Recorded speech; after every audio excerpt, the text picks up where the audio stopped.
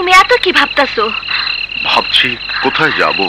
যেখানে যাই, দূরে কোথাও চলো, যেখানে গেলে এই ডুবির মালিকের চোখ পড়বো না। হ্যাঁ, তাই চলো।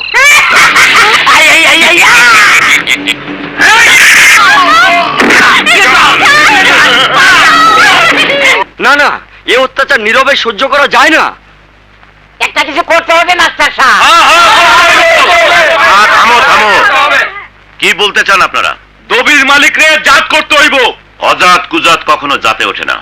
দবির মালিক আশেপাশের 3 থানার হর্তাকর্তা বিধায়ক। সেই জনগণ যদি ওর বিপক্ষে ভোট দেই তাহলে সে এমপি হয় কেমন করে?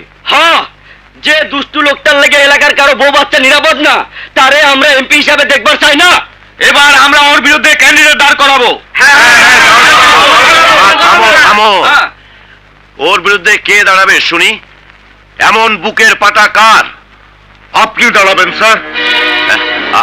আমি? না না না না বললে চলবে না স্যার, আপনি আমাদের candidate. Asad master, Asad master, Asad master, Asad master, Asad master এগিয়ে চলো, আসাদ মাস্টার এগিয়ে চলো। তোমাদের ইচ্ছার অমর্যাদা আমি করবো না, আমি দাঁড়াবো। দবির মালিকের অত্যাচারে হাত ভেঙে দিতে প্রয়োজনে আমার জান বাজি রাখবো।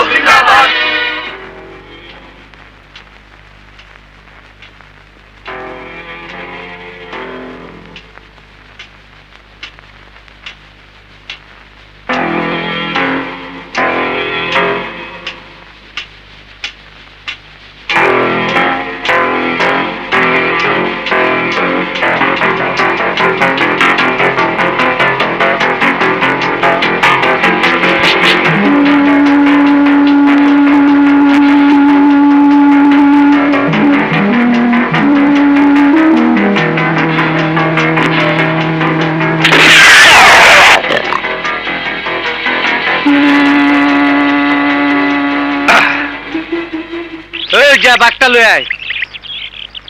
আসাদ মাস্টার ভোটে দাঁড়াইবার চাই হুই না, তোকে বুক কাঁপতাছে।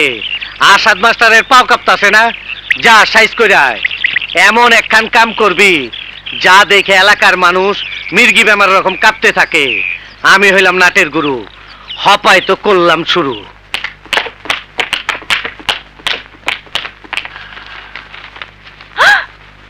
ওই মাস্টার, তুই নাকি মালিক সাহেবের বিরুদ্ধে ভোটে দাঁড়াবি?